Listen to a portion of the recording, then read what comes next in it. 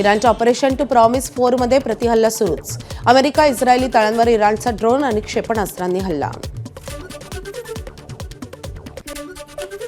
America आणि इराणमधील युद्ध अधिक तीव्र. अमेरिकेचे इराणवरील हल्ले सुरूच. अमेरिकन सैन्यानं इराणी लष्करी तळांवर केलाय हल्ला. इराणच्या ड्रोन हल्ल्यानं दुबई पुन्हा हादरली. दुबईतील सर्वात मोठ्या अमेरिकन बँकेवर हल्ला. सिटी बँकेवर इराणचा हल्ला व्हिडिओ समोर. हल्ल्यादरम्यान इराणमध्ये निदर्शनं. सर्व शहरांमध्ये सर्वोच्च नेत्याच्या समर्थनार्थ निदर्शनं. हजारो लोकांकडून रस्त्यावर उतरत घोषणाबाजी. मोजतबा खामेनी यांच्या समर्थनार्थ घोषणाबाजी. इराणच्या तेहरानमधल्या मिनाब येथे हल्ल्यात प्राण गमावलेल्या विद्यार्थ्यांना श्रद्धांजली. संयुक्त राष्ट्र महासभेच्या कार्यालयाबाहेर इराणी विद्यार्थ्यांनी वाहिली श्रद्धांजली. अमेरिका इस्रायली हल्ल्यात प्राथमिक शाळेत झाला होता मोठा हल्ला. इराणचे नवे सर्वोच्च नेते मारले गेलेत. अमेरिकेचे राष्ट्राध्यक्ष डोनाल्ड ट्रम्प यांचा मोजतबा खामेनी यांच्याबाबत मोठा दावा. तर युद्धबंदीसाठी इराणच्या अटी मान्य नाहीत. ट्रम्प यांची माहिती. इस्रायल आणि हिजबुल्ला या दोन्ही देशांनी युद्ध थांबवावं.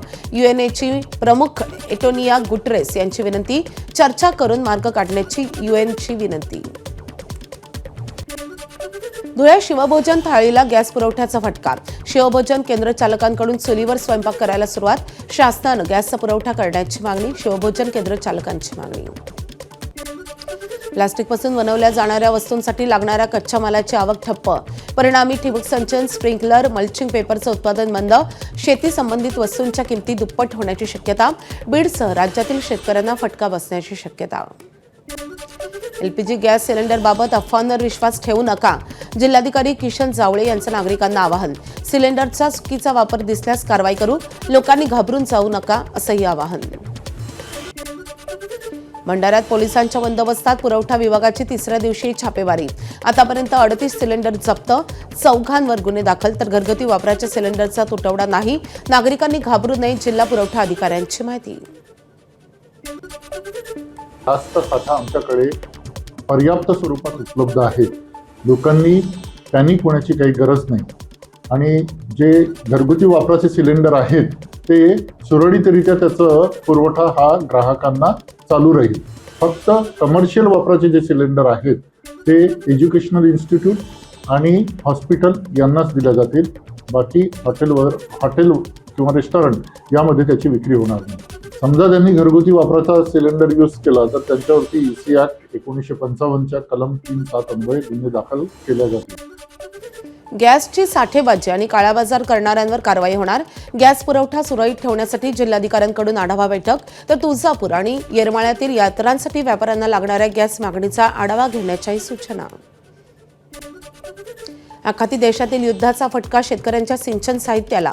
यवतमाळमध्ये सिंचन साहित्याच्या दरात 35 ते 40% वाढ. उन्हाळी हंगामासाठी सिंचनाची गरज असताना दर वाढल्यानं शेतकरी आर्थिक संकटात. PNG गॅसच्या व्यावसायिक पुरवठ्यात 20% कपात. उद्योगांच्या पुरवठ्यात 50% कपात. हॉटेलच्या गॅस पुरवठ्यातही 30 ते 35% कपात करण्याचा MGLचा निर्णय. घरगुती गॅस पुरवठा पूर्ण क्षमतेनं सुरू राहणार अशी माहिती. नागपूरमध्ये सौर ऊर्जा क्षेत्रात मोठी गुंतवणूक. वारी एनर्जी लिमिटेड कंपनीकडून बुटीबोरी परिसरात 10 गिगावॅट क्षमतेचं एकात्मिक सौर इनगॉट आणि वेफर उत्पादन प्रकल्प उभारणार. मुंबईच्या महापौर रितू तावडे यांच्या नवीन कोऱ्या गाडीवर लावलेल्या लाल निळ्या दिव्यांमुळे वाद. मिलिंद नार्वेकरांची फेसबुक पेजवर पोस्ट करून टीका. केंद्र सरकारनं 2017 मध्ये सामान्य सरकारी वाहनांवर लाल दिवा वापरण्यास घातली होती बंदी. ABP माझा, उघडा डोळे बघा नीट.